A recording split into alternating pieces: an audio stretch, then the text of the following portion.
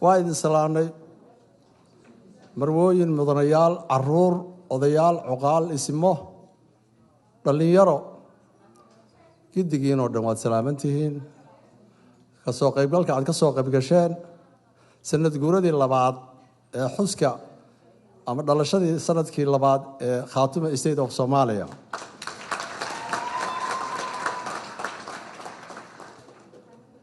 barnaamijku wuu inoo bilaabanaya insha allah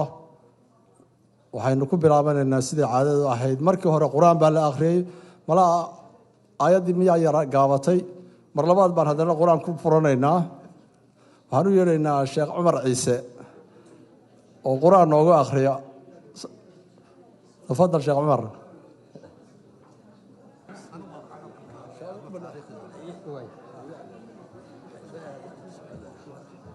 السلام عليكم ورحمة الله وبركاته. أعوذ بالله من الشيطان الرجيم. بسم الله الرحمن الرحيم. إن الذين آمنوا وعملوا الصالحات كانت لهم جنات الفردوس نزلا خالدين فيها لا يبغون عنها حولا قل لو كان البحر مدادا لكلمات ربي لنفد البحر قبل أن تنفد كلمات ربي ولو جئنا بمثله مددا قل إنما أنا بشر مثلكم يوحى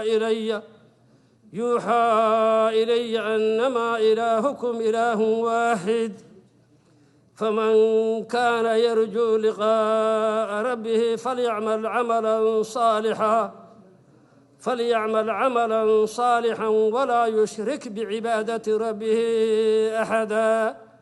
صدق الله العظيم وبلغ رسوله النبي الكريم ونحن على ذلك من الشاهدين والشاكرين والحمد لله رب العالمين هل إري آدم عنه هذا وصوق قابنا بانفاعنا إياه وادوكتهين إسلامك أيها وحا أدونك جوغي آخر وقص أحسن إن الدين عند الله الإسلام بإله القرآن كي سكويري وحي كالي دين شيئا لما أقبله آخر أدونا مصعونيان دين تا إسلامك هي وحي إن فريسا لبا طريقة صحة أو حلاشة أو واجباتك اللي قدانيو إن لراعو أو جنة اللي قدتغيو إن لقبيرو طريقة حن أو دنوبتا إيو بلايدا لو أو نارتا لقو قلي مركا هذا الكسو كابيوي لبدا آيات السلعة سيوشكحتي إن الذين كو آمنوا إليه وعملوا الصالحات وحوانا أكسان سمي كانت لهم جنات الفردوس نزلا آخرا وحال قد تشينيا جنة الفردوس ماشي الدقان كنت أهي وآخره أنت كان سفر بالغو جرا أرواح دا بني آدم مربع إلهي وضع أبوري ألست ربكم بكو يري قالوا بلا بيلي وهي سيدا وحكتي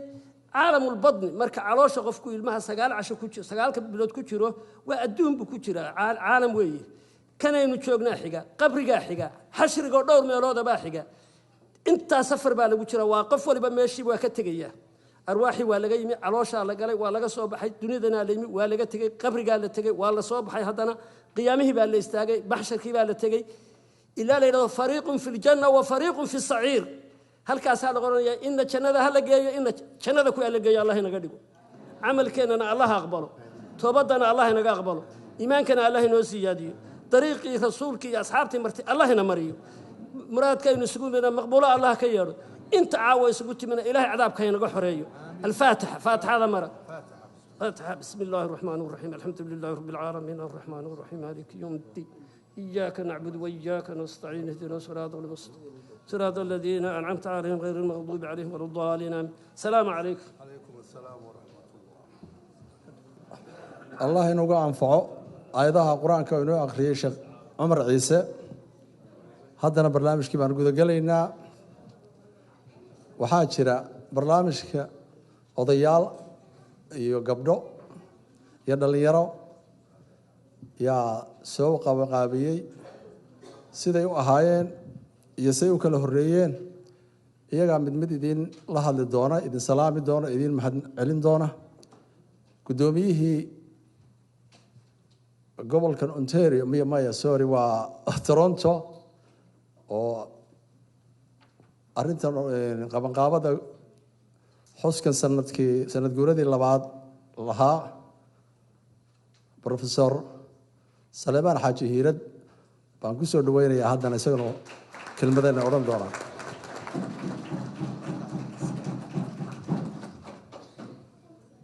السلام عليكم waxaana walaalayaal halkan idinku soo dhaweynaya martidiina sharafta halkan soo timid inaad nagala qayb qaadataan sanad guuradii labaad ee dowlad goboleedka Khaatumo inaad caawa si farxad leh noola ciidaan waa habeen farxadeed waa habeen ay Khaatumo laba jirsatay waxaan u maleeyahay dhamaantiin badankiina waa wada joogtay sanadkii hore iyo wacdarihii ka dhacay caawana waxaan hubaa inay ka sii fiicnaanayso fanaaniin baa loo yeeray waxaa loo yeeray odayaal waxaa loo yeeray dhalinyaro caawa everybody will enjoy sida aan ugu qabo marka aan hadal ku dheeraan may waxaan leeyahay welcome ku soo dhawaada xafladan idinka iskale nagala qayb qaata farxad noogula ciida caawa waa habeen farxadeed ha dareemina inaad tihiin marti dhammaanteen dad walaalaha baynu wada nahay waxaan leeyahay nagala qayb qaata xafladan kuna soo dhawaada gacmo furan ayaan idinku soo dhaweynaynaa dhammaantiin caruur ciroole haween cid kastaba welcome to a second anniversary of Khartoum State. I'm welcoming everybody to here and I hope you guys will enjoy tonight. We have more fun music. We got the best well-known musician and singer. What's his name? Awale. Awale waa taqaanaan. Awale nagala qayb qaata. Odayadiina waa joogaan. Marti sharaf la ayana la joogta. Marka welcome everybody. Soo dhawaada.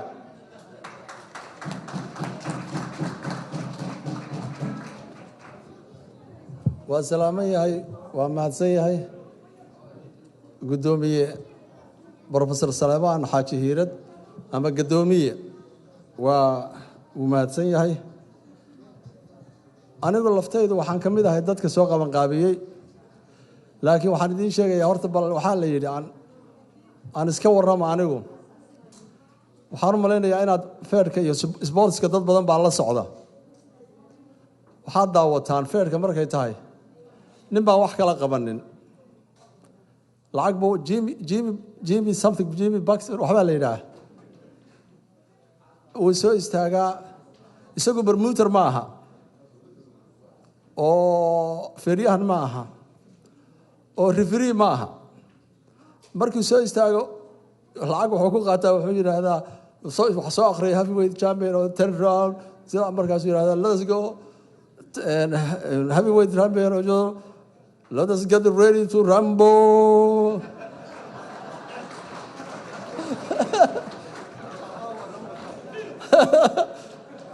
waa aniga kaasi horta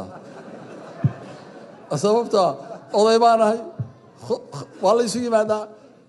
waxba kama sheego meel ay marayso Khaatumo iyo mikrofoonkaas soo istaaga waa let us go rumble waa mahadsantihiin marka haddana odayaashii kale kaftaka inta haddaan kaga baxo oday ama isaguna guddida lafdhabarta guddida Khaatumo ah ee Toronto asaasayaashii ka mid ah oday ama dhalinyaro midkuu doonaha waa loogu yeedhi karaa xoogaana adigu waa dhalinyaro waxaan u maleynayaa shaambooga iyo badsado timihii baa wax yar waa aadan cabdulaahi shuriyaan u yeedhayaayo isaguna raggii qabanqaabiyayaasha ka mid ahaa asalaamu calaykum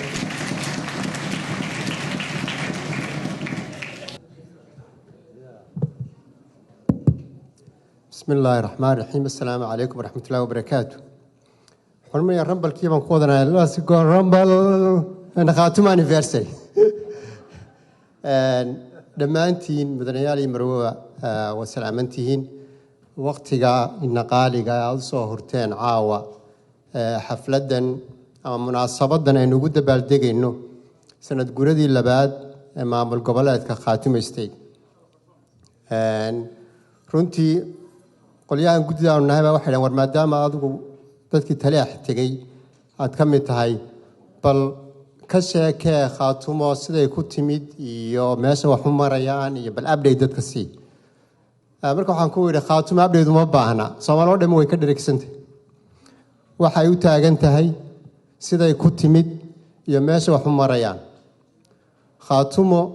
waxa keenay waxa weeyaan midnimadii Soomaaliya oo sii socota oo la kala qoqobay baahi loo qaba ayaa keentay wayna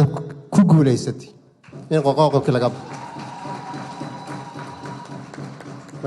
marka hadafka koowaad ma ahayn in maamul goboleed kale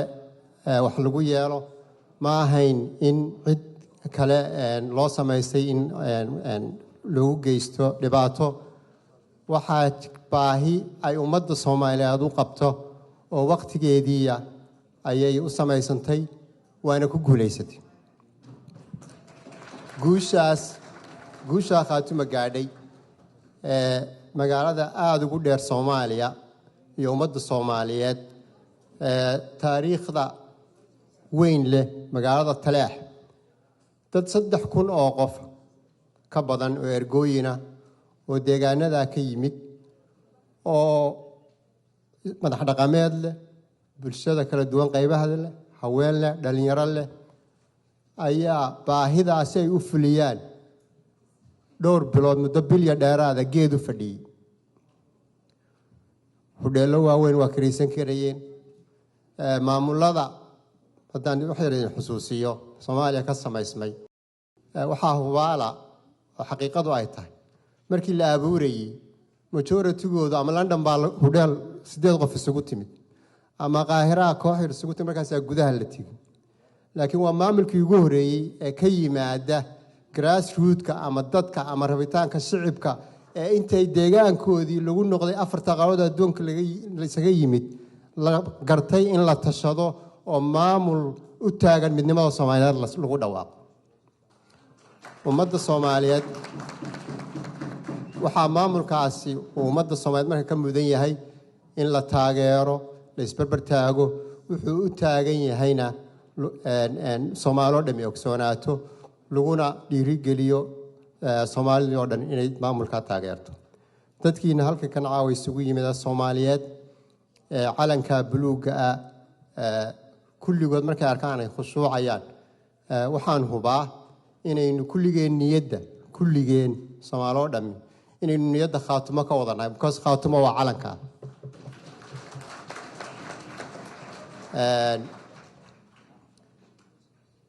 cid kale iyo maamul kale iyo deegaano kale oo Khaatumo loo sameeyay ma jirto Khaatumo waxaa loo sameeyay deegaanka Khaatumo iyo ummadda Soomaaliyeed ayaa loo sameeyay waxaan runtii anigu taariikhda Khaatumo oo laga wada dheregsan yahay faahfaahin badan uma baahna odayaal iga taariikhda iyo gabayada iyo aad iga wanaagsan oo reer Khaatumo ah oo raggii ka mid ahaa dhidibada u soo taagay Khaatumo ayaa halkan fadhiya bal wixii taariikhda uu inta soo jireen ka ahayd deegaankaas iyo ilaa ay hadda Taleex dhidibada lagu aasay muddo sanad laga joogo Khaatumo state inta soo jireyna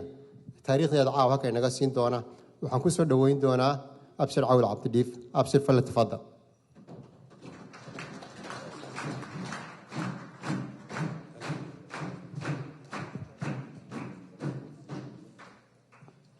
waxaad moodaa nalkaas inuu si fiican ii hayo laakiin waxaan filayaa inaan dadka anasaani u arko layna arko asalaamu calaykum waraxmatullaahi wabarakaatu dadka sharafta leh ee ka soo qayb galay xafladda may maqlaysaan xafladdan ka soo qayb galay sanad guuradii 2 ee Khaatumo aad iyo aad baanu idiin soo dhaweynaynaa waana aad baanu idinku mahadnaqaynaa inaad wakhtigaas na siiseen oo jawiga magaalada ka jira ee barafku fadhiyo aad soo jibaaxdeen intaa haddaan ka gudbo waxaan anigu jeclahay hadalkayga inaan ku soo koobo 3 qodob oo laga yaabo mid aadan Cabdulaahi Shuuriye inuu idiin taabtay oo ah dad badan baa markay Khaatumo maqlaan waxay isaga qaataan dad gaar ah inay meel isugu tageen geed berda hoostii oo geedka berda dabadeedna magaca lagaga dhawaaqay maalin dhexdaas waxaan dhageysanayay nin dhibitaatiya oo reer Baydhabo ah oo xamar ka bixinaya shir la isugu yimi dadka reer Baydhaba ninkaasu wuxuu ka markhaati kacay wuxuu yidhi maamulka keliya ee Soomaaliya ka hirgalay ee waddadii sharciga ahayd loo maray oo miyi iyo magaalo iyo qurbe inta la isaga yimi lagu dhawaaqay maamul la yidhaahdo khaatumun baa leh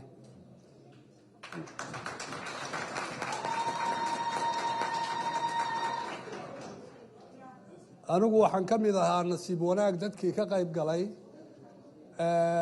magaalada lagu qabtay waa la wada yaqaanaayo waa Taleex waa magaalo magac iyo taariikh dheer leh waxa dhacday magaalada markaanu tagnay malaadadka degan iyo intii ka soo qayb gashay shirka waxa batay intii shirka ka soo qayb gashay oo meel walba ka yimi gudaha wadanka iyo dibadda qurbahaba waxa taasu ay keentay dabcan dad wax waloo la sameeyaba dadna way raacaan dadna waa ka hor yimaadaan waxaa ka hor yimi nin la yidhaahdo maamul haystay midigta naga xiga ama bari naga xiga oo la yidhaahdo madaxweyne markaa ka ahaa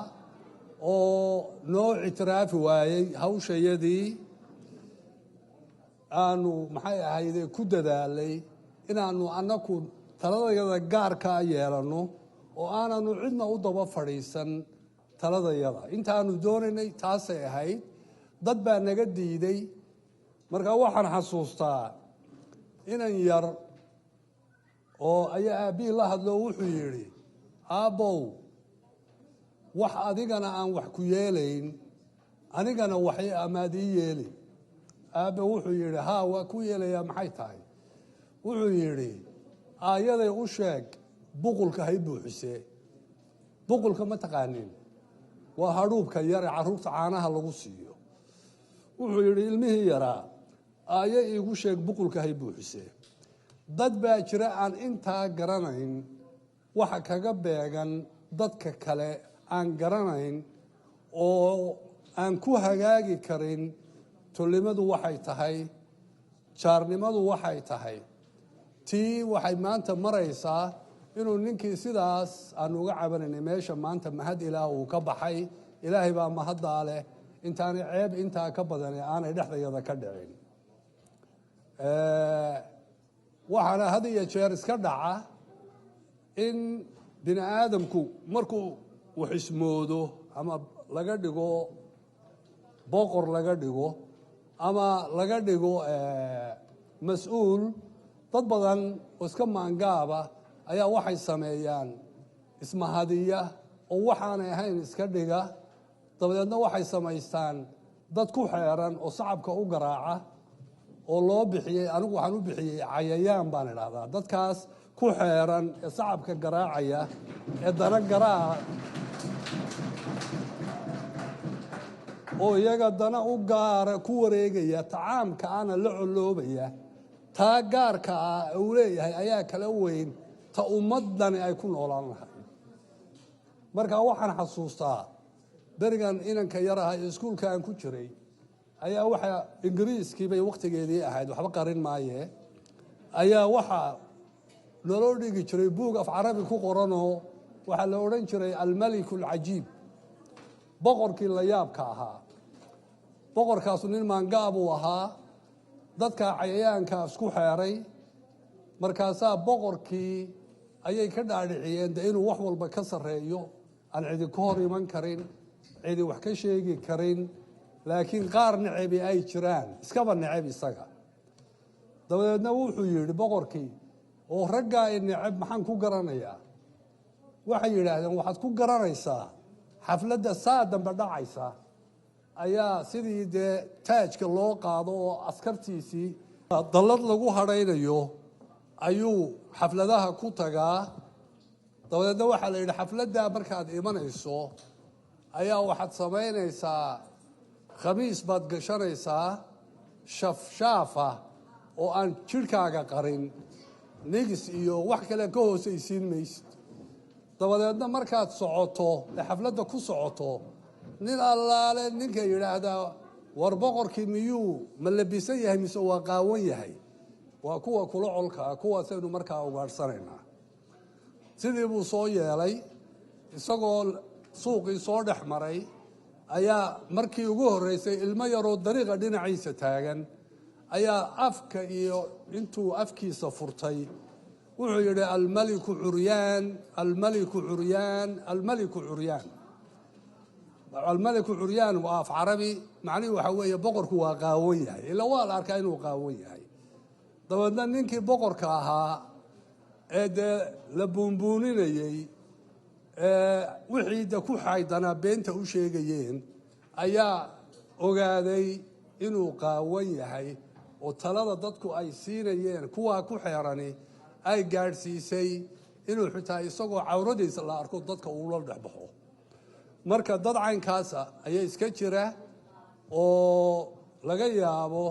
in la iska garanayo anigu kolleyba ciddaan u jeedo intaa haddaan dhaafo waxa ay leedahay khaatumo ujeeddada ay leedahay oo keligii waxa weeye dadkeeda inay dar yeesho oo iyagu isku tashadaan oo wixii cid kale u qaban mayse iyagu wixii ay u baahnaayeen ay qabsadaan taasaanu ku midownay taasaanuna kaga rumaynaynaa taasaanu ku dhimanaynaa nin iska kaayo hortaagi karaana ma jiro meel kastuu joogo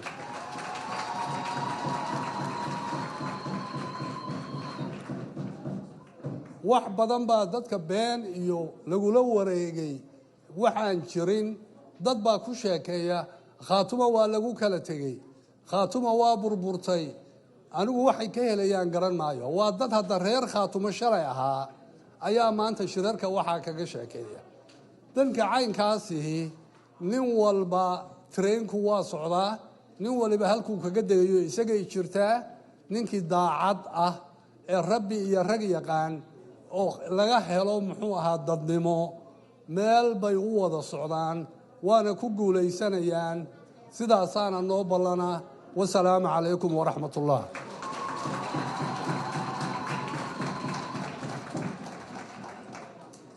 waxaa igu xigayaa ninka odayga ee la yidhaahdo Mike Sullivan oo ah member of parliament York South and Western. You're welcome.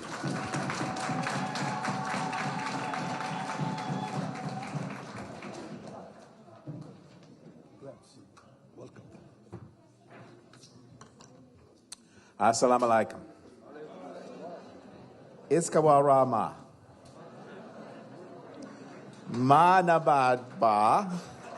nabad. And I want to say thank you so much for inviting me and happy anniversary.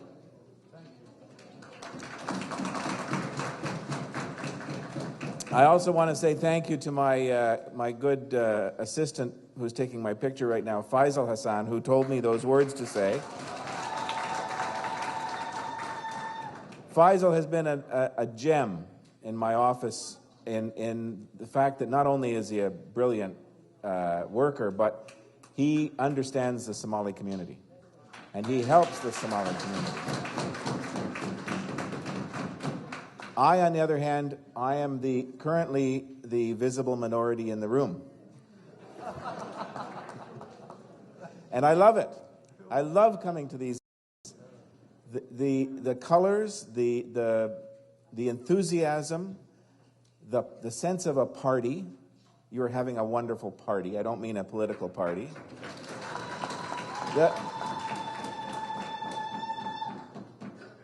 The singing that goes on in those voices, it's wonderful. And I really appreciate being invited, and I'm glad I'm here. I was, on this schedule, it says I'm supposed to talk for 20 minutes. I'm not going to do that, because that would be painful for all of you. But I do want to say a few things. I'm from the New Democratic Party. I'm the Member of Parliament for York South Weston, which is the riding that is just south of here, just south of the 401. And it is home to a number of Somali Canadians. Probably 5,000 or 6,000 Somali Canadians live in the riding and are doing reasonably well. Businesses are happening. Kids are going to university. It's solid. It's a good, and it feels good. And it's good to welcome all of these people as part of Canada, because that's what you are now. You are a part of Canada. You're not just welcome here, you are a part of Canada. You help decide what Canada does. Now in the federal parliament, which is where I do my work, besides the work we do in the riding, we try and keep the immigration system in this country fair. That's how you all got here, because we had a fair and reasonable immigration system that allowed true refugees to come here and to be afforded health care,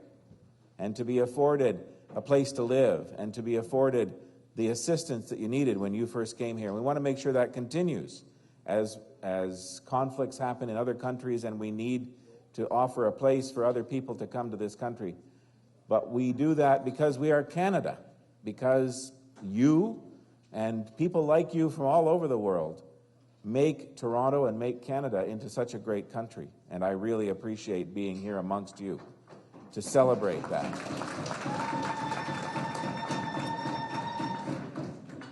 I am also a deputy critic for housing for the NDP, deputy critic for persons with disabilities, and I'm on the transport committee. And so in those roles, one of the things we're looking at is it safe to transport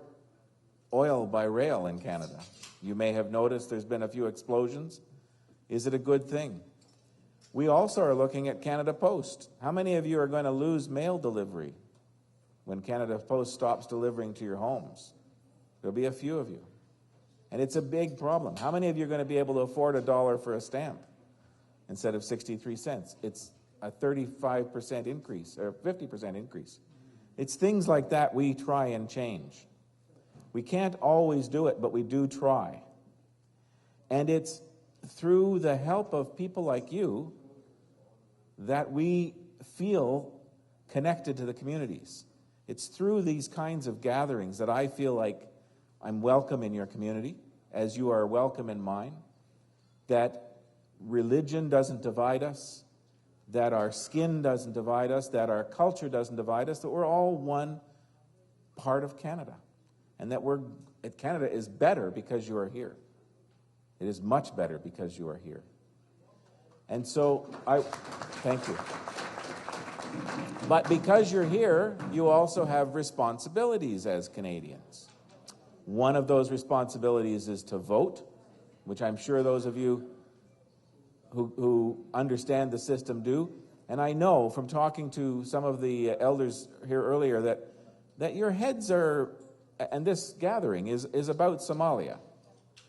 And so it's sometimes difficult to think politically in two places at the same time.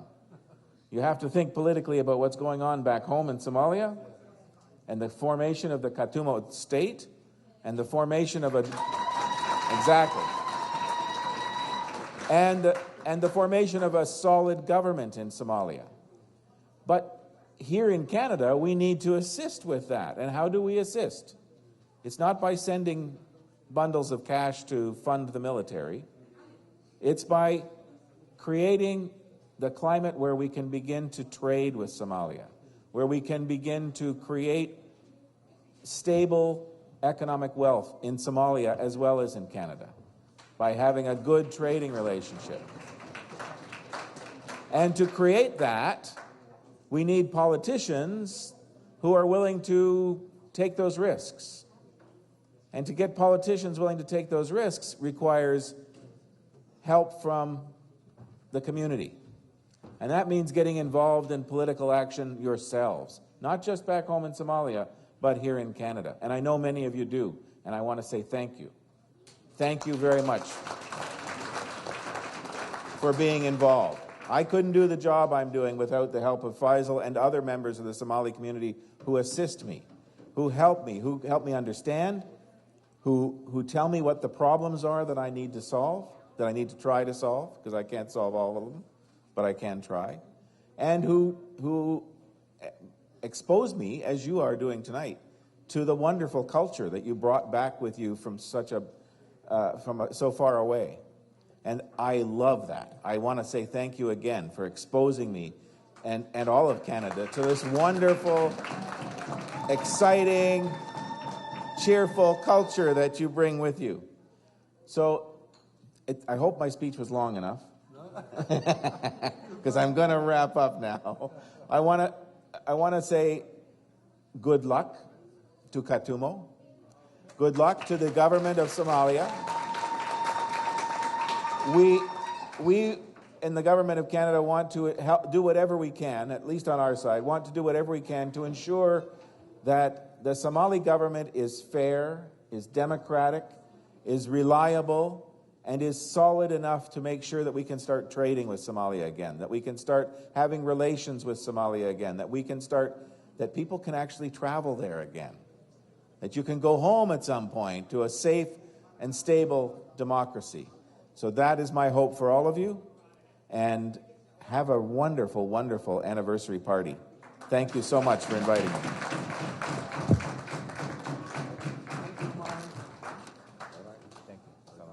Thank you. Have a nice evening. We thank you, Honorable Mike Solomon, our MBB Southwest Member of Parliament, Southwest of York, Western. intaasi waxaan u malaynayaa dadkani waa inaga dhammaan dad qolyahani 20 minid iyo 10 iyo 15 iyo way soo dhamaatay. hadda waxa dadku qof walba waa limit buu leeyahay. waa haddii alla idmo waxaan filaynaa waxaa la yiraahday dadkuna waa badan yahay, waqtiguna waa dheeraaday, waqti raalli naga ahaada. waxyaalaha waxaa jira kadis la yiraahdo, qof aan hadal ku talagelin oo loo yeedho oo waxba isagoon isku sii duduwanin. xaggii gabdhahan u leexanaynaa, gabdhaha reer Khaatumo iyada ogsay uga baxayso. waxaan u yeerayaa Kinsi Maxamed Mire oo iyaduna halka waxay ku talagashay tiraahdo.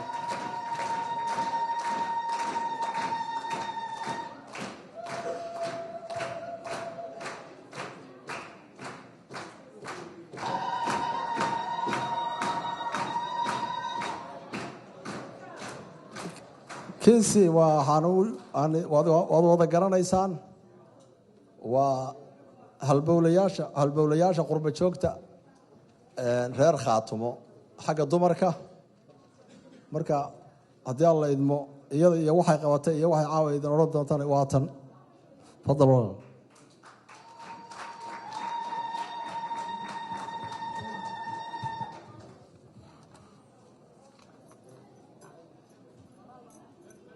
waxaan salaamayaa dhammaan communitiga Soomaaliyeed ee aad iyo aad u wanaagsan ee reer Toronto. waxaan kaloo salaamayaa MB-ga xaafadda York Western Mr. Solomon ee nagala soo qayb galay caawa xafladan. waxaan salaamayaa gabdhaha Soomaaliyeed ee reer Toronto ee runtii xaflad kasta oo reer Khaatumo leeyihiin si wanaagsan oo Soomaalinimo uga soo qayb gala oo shucuur Soomaalinimo aan tuso. aad baad u mahadsantihiin.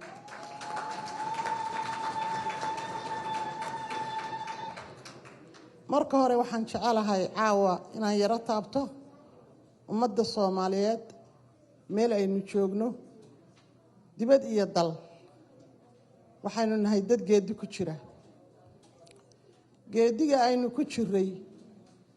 waa idinka ogoo adduunka afartiisa geesood baynu kala daadsannahay. ninkii first class ka ahaa Soomaaliya meel kasto qaarad kastuu joogo oo ama leader inoo ahaa ama boqor inoo ahaa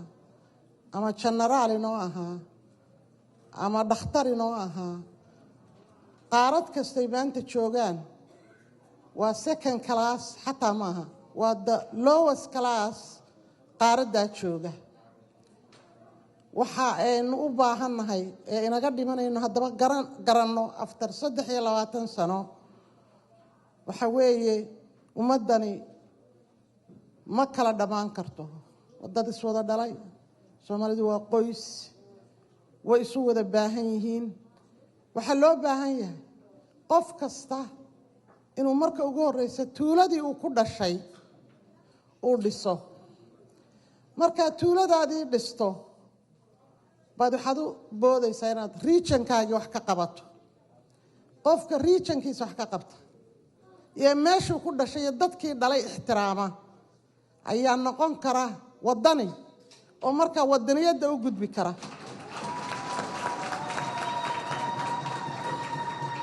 runtii ummadii isjeclayd ee Soomaaliyeed ay ogeydeen hal qof oo dan gaara leh oo waliba daraga ah gabdhaha waxba yaanan saarin ayaa ka Boorama ku dhashay ka Boosaaso ku dhashay ka Laascaanood ku dhashay ka Baydhabo ku dhashay mid waliba wuxuu rabaa dulmi uu dadkii ma xasuusna intuu dhalay inta la dhalatay caruurtooda xataa kama fikirayaan nin waliba gobol kale iyo meel kale ku taamaya Soomaali markii ay aan aragnay inay saa tahay baa Ilaahay ha dhowre rag reer Khaatuma oo wiilal Khaatuma ka dhax oo anaguna dadka ugu badan ee dhibaatadaasi aad u taabatay aanu noqonay baa raggaasi fikradiisu keeneen sanadkii 2012 baa laga midho dhaliyay waa tii hadda raggii odayaasha reedin sheegeen in halka la isugu tagay war dalkiina kala tafaraaruq ummadii aynu jeclaynay Soomaaliyeed aynu ku dhexloonayna kala dhimatay inagina waa ina kano dhinac walba baqcadii aynu xataa ku dhalanay baa rag doonaya waa inaynu haddaba inagu bal fikrad la nimaadna dadkeenana isu keenna daryeela horumarina u talina taladeena gaara gacanta ku qabsana Soomaalinimana waligeanba waa u taagnayna intii tamarteena waxaan kordhin karo aan kordhino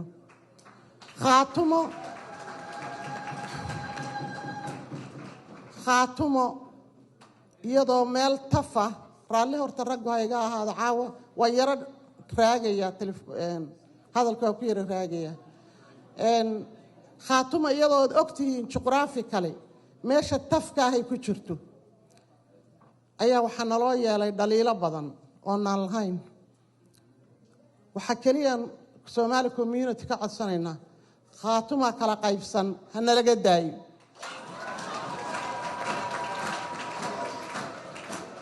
waa hal ku dhag raqiisa oo dad aan Soomaalinimada jeclaynin noo sameeyeen annagu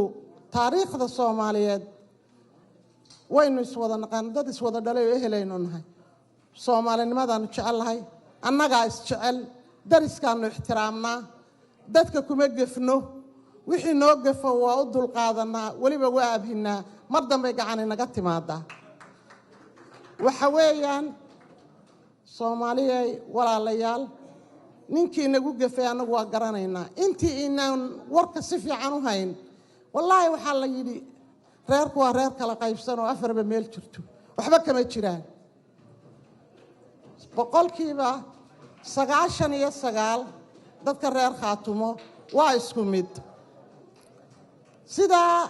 reer guuranimada psychologically Soomaalida iskaga beeran ayaa dad ila dadku waligiiba isdhex deganaa dad aan waliba Khaatumo dhalatay maqlin oo meelahood iska jooga jira qaar iska reer guura raaci waa jiraan qolo reer guura raac la yiraahdaa Soomaalina reer walba way ku jirtaa wax anaga nagu shaabadaysan ma aha waxaan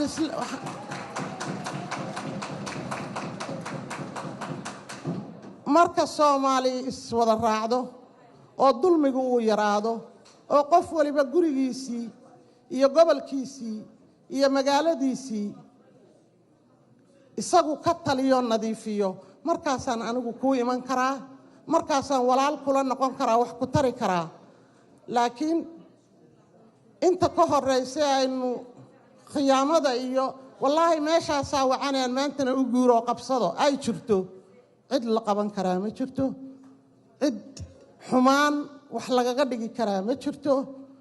haddaad aniga qof walaalkay ama familygayga isticmaasho bariba uu ka soo noqon lama huraan waa caws jiilaal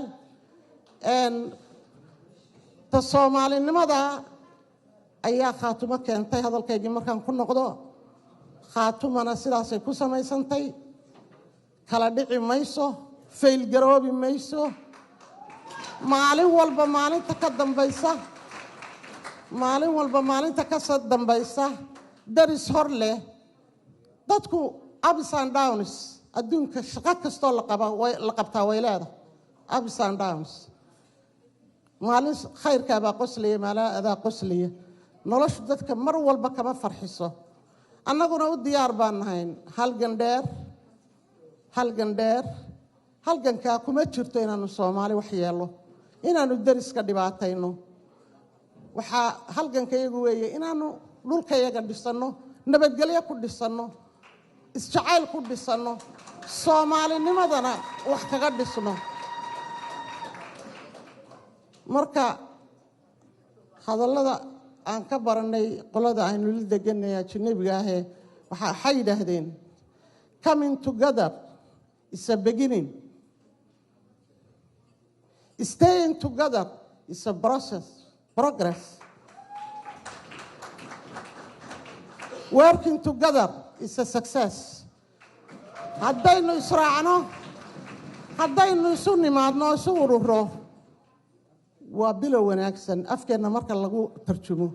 haddaynu isla joogno oo isla jirana waa horumar hor leh haddaynu wada shaqaynana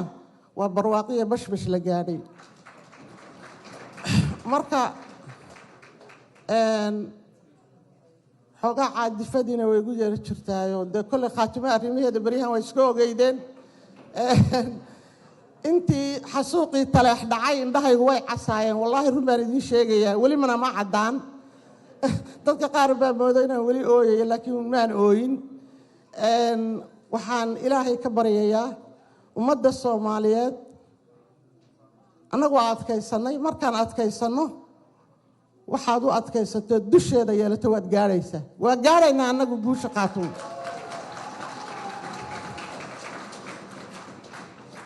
ummadda soomaaliyeed ee xalaasha ah oo dad badan aan jeclay halka fadhiyaa ka mid yihiinna waxaan idin leeyahay inta caawa noo timiye fariintaa gaadhsiiya khaatumo waa hal mid 2 maaha 3 maaha 4 maaha waa khaatumo state of Somalia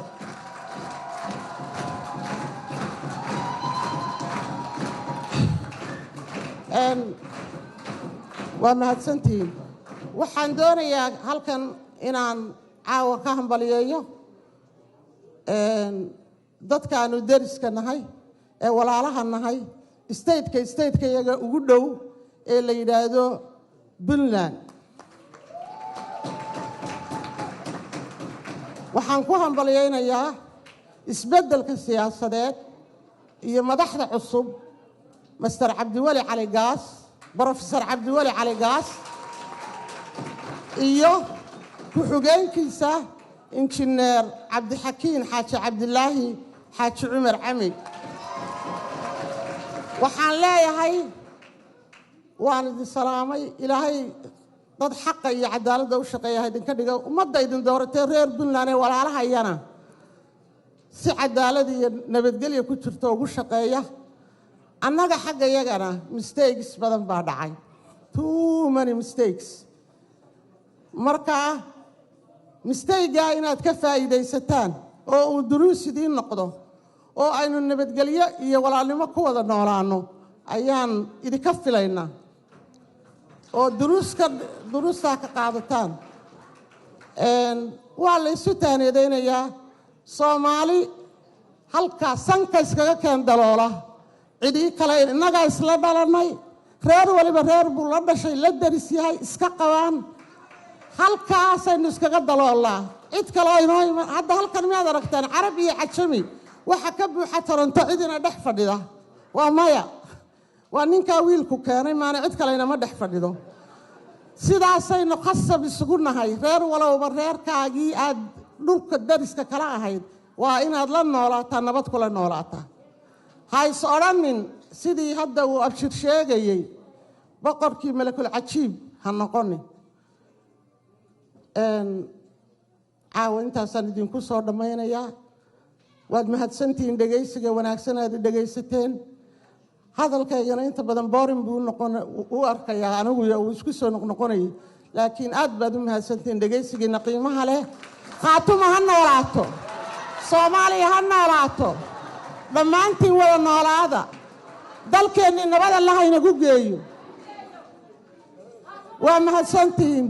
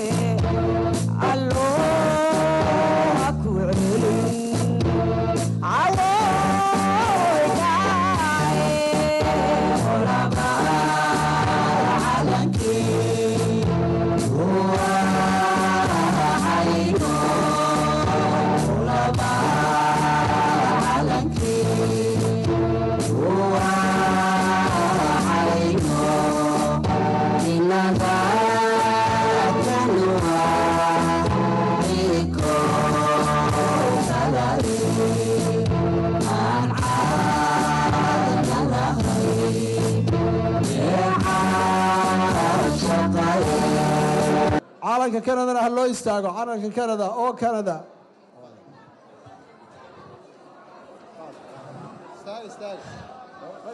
Oh Canada, we go my native land, true patriot love in all our sons command. With glowing hearts we see thee rise, the true north strong and free. From far and wide, oh Canada, we stand on guard for thee. God keep our land glorious and free. Oh Canada, we stand on guard for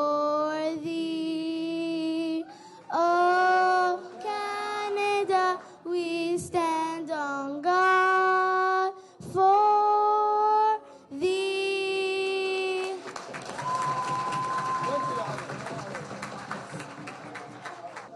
sagal faarax oday aad bay u mahadsan tahay. waa hadda waxaa weeye waxaan haddana mikrofoonka ugu yeedhayaa madaxdii waddanka Soomaaliya, madaxdii hore, hadda abwaanad, gabyaa, quraanbur, codkarnimo, iyadana gabadha la yidhaahdo Batuulo Xaaji Axmed Gaballe, ku soo dhowaada.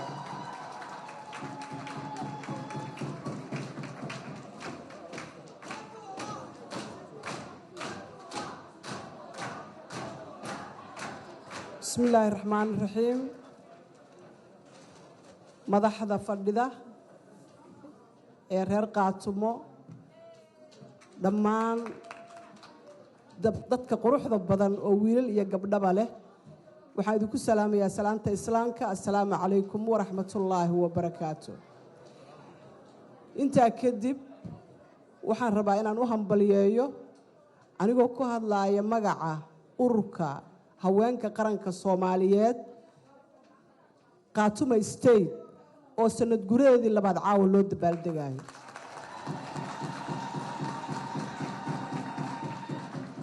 waxaan jeclahay fursadan taariikhiga ah ee nasiibku ii siiyey inaan ka soo qayb galo, inaan laba eray qaatumo ka iraahdo. sidoo kalena ilaahay waa igu simay aas-aaskeedii xafladii loogu talagalay ee Toronto laga sameeyey waa ka qayb galay. sanad guridii labaadna alxamdulilaahi rabbil caalamiin waa ka soo qayb galay. qaatumo 1981 ayay ahayd markii iigu horreysay oo aan booqasho ku tago gobollada Sool iyo Sanaag, Cayn, Nugaal. markaas waxaan ka socday ururkii dimuqraadiga haweenka Soomaaliyeed. xafladii ugu ballaarayd oo ku saabsaneed dhaqanka reer Qaatumo ayaan waxaan uga qayb galay haweenka Soomaaliyeed oo ay ku suubiyaan magaalada Cerigabo. waa meeshii aan ka arkay 7 weel oo loogu talagalay ragga in lagu sooro. 7 weel oo raggu iska leeyahay. waxay ahayd farshaxankii haweenku ay soo bandhigeen in ninku marka uu la joogo ragga ilma adeertiisa ah uu leeyahay service gaara. markuu geedka fadhiyo oo talada uu ku jirana uu leeyahay service gaara. marka uu safarka ka yimaadana uu leeyahay service gaara. markuu gurigiisa joogo oo uu ardaaga fadhiyana service gaara uu leeyahay. marka gudaha la galo service gaara.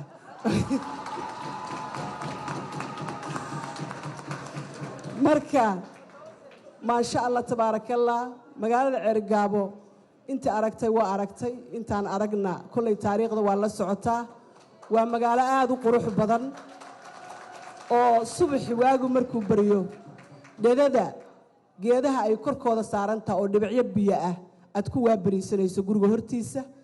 nacawdu waa mid ku cajibinaysa, dadkuna ma duqoobo, wax madowna maba qabaan. waa dad aad u qurux badan. marka insha Allah aniga meelaha aan jeclaa in haddii aan noqdo waayeel, weli waayeel ma noqon, gabar yaraan ahay, inaan ku noolaado ayay ka mid tahay Qaatumo State. waa meel aad u qurux badan. dadku da'doodu 100 inay gaaraan waxa waa mid age-kooda ayaa 100 ah. waa dad aad cimrigooda ilaahay u dheereeyay sababtoo waxay ku nool yihiin dhul kore oo sareeyay ku nool yihiin. idahay aad u cunaan kumana lanqanyoodaan idaha. marka waa dad dabeecad macaan oo sooriyo badan oo dhaqankoodu uu yahay dhaqan soo jiraa ah. waa meeshii ay ka bilaabatay xadaaradda gobonimo doonka Soomaaliyeed iyo gumaysla dirirka. waa meeshii daraawiishta iyo duubcad meelihii aan booqday waxaa ka mid ahaa dhulkii Soomaalidu ay kula dagaalantay gumaysiga. waxaa ka mid ah magaalada hadda qaatumo caasimadda u ah ee taleex oo qalcadda ugu weyn ee sayid maxamed ay ku tiilay waxaa ka mid ah jiidali waxaa ka mid ah ballidhiig waxaa ka mid ah ari caddeeye waxaa ka mid ah ilaahay kuuma sama diidee laascaanood waxaa ka mid ah marqaan weyne waa magaalo intaa hadda aan ka xasuusto marka waa dhul aad u qurux badan dadka degan waa dad aad u macaan oo dabeecad fiican waa dad qurux badan wax buuran ma leh waa wada dhuuban yihiin waa dheerdheer yihiin waa cadcad yihiin marka waa dabeecad fiican yihiin waa soomaalida runtii waa meesha soomaalidu ay iskaga taallo halka soomaalidu ay ka tolan tahay aan aaminsanahayna qarannimadeeda meesha ay iskaga taallo inay tahay Khaatumo State intaa kadib sanad guurada saddexaad insha allahu tacaala waa mahadsantaa sanad guurada saddexaad haddii ilaahay na gaarsiiyo waxaan rajaynayaa inay noqoto xafladdu wixii la qabtay guulihii la gaaray dalka sida loo dhisay jidadka sida loo dhisay dekedaha sida loo dhisay sida maxaan ku idhaahdaa dalka loo horumariyo iskuullada isbitaallada daryeelka mataqaana hooyada dhallaanka maxaan ku idhaahdaa shaqada waxyaalo fara badan warshado wax soo saar inaan isku bedelno oo aan iska saarno tiiraanyada iyo taroomada aan ka dhaxalnay dagaaladii sokeeye ee muddada dheer ummadda Soomaaliyeed ay ku kala baahday insha Allahuna aan isu keenno ummadda Soomaaliyeed oo asaad u qorshayseen ay noqoto mid midowda oo iscafisa oo walaalowda oo ay qaadato waxa ay run ahaan u tahay oo Soomaalinimada ah si ay ilmuhu u badbaadaan dumarkuna qaxootinimada uga baxaan jidadka iyo adduunyada meelaha aan ku kala daadsannahayna aan uga soo ururno in aan ka wada shaqayno dalkii inuu nabad noqdo dadka Soomaaliyeed ay iscafiyaan walaaloobaan gacmaha isqabsadaan Khaatumona ay u horseedo aad baad mahadsantiin Soomaaliha noolaa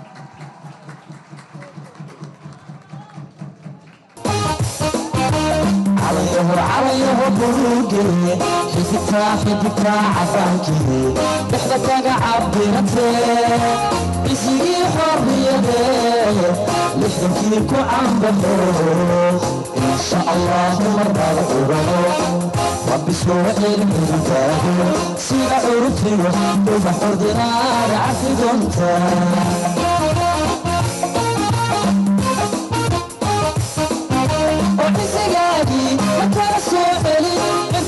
فريد وضع عبر نقم علا لغفرنا إن شاء الله مرة الغروب ربي سوء العبتاد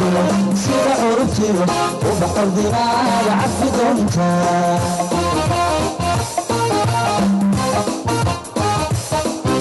وعزيقادي مكان سوحي اكوي بفريد وضع عبر نقم علا لغفرنا إن شاء الله مرة الغروب رب سوء العبتاد سير عرفتي وبحر دماء عفي دونتا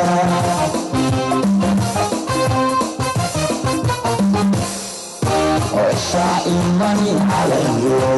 علم قائد عليه مداعسيني عليه أفكار الشغيل عليه عرض لذهب عليه شغالك عميرا عليه عيني صافح عليه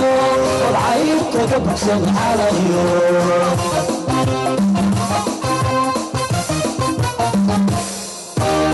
شائمني عليه على قائد عليه مداعسيني عليه أفكار الشقين عليه عرض لذهب عليه شغالك عميرا عليه عيني صافح عليه والعين كبكسا عليه إن شاء الله مرة الغروب ربي سوء العبتاد سير عرفتي وبحر دماء عفي دونتا إن شاء الله مرة الغروب ربي سوء الكتاب سيدة عرجي وبحر دينار عفري دونتا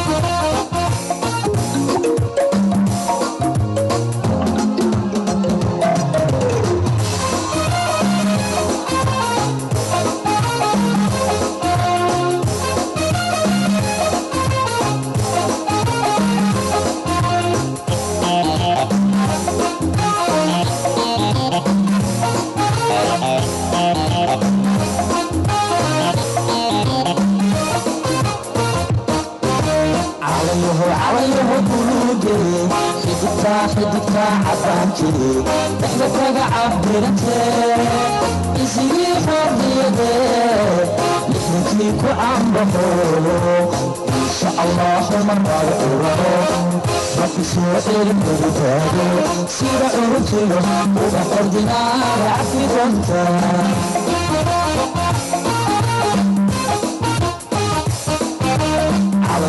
عليه بلوجي حدك عفانتي تحبك عبرتي عزيزي حريتي لحنتيك وعم بحور إن شاء الله مرة الأولى ربي سوء المرتاد سير عرتي وبحر دينار عفي كنت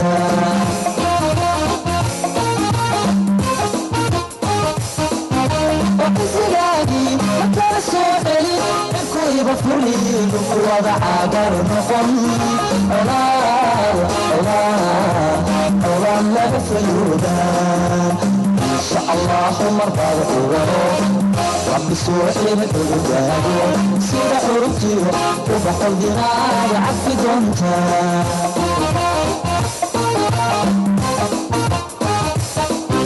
وحزيادي مكان سوحلي الكوي بفرلي وضع عبر نقم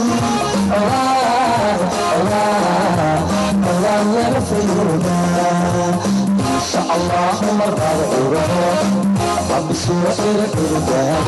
سير حرمتي وبحر دينار عفي كنت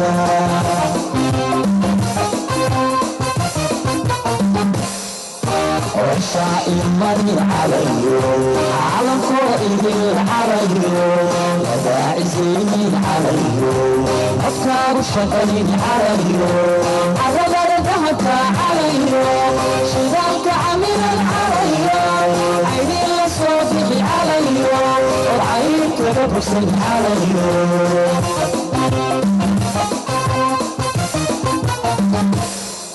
وشائي مري علي على قائد علي لداعي زيني علي أفكار الشقين علي عرب ردهك علي شذاك عميرا علي عيني لصوتك علي وعينك ببسك علي إن شاء الله مرة الأولى ربي سوء الكتاب سير حرمتي وبحر دينار عفي كنت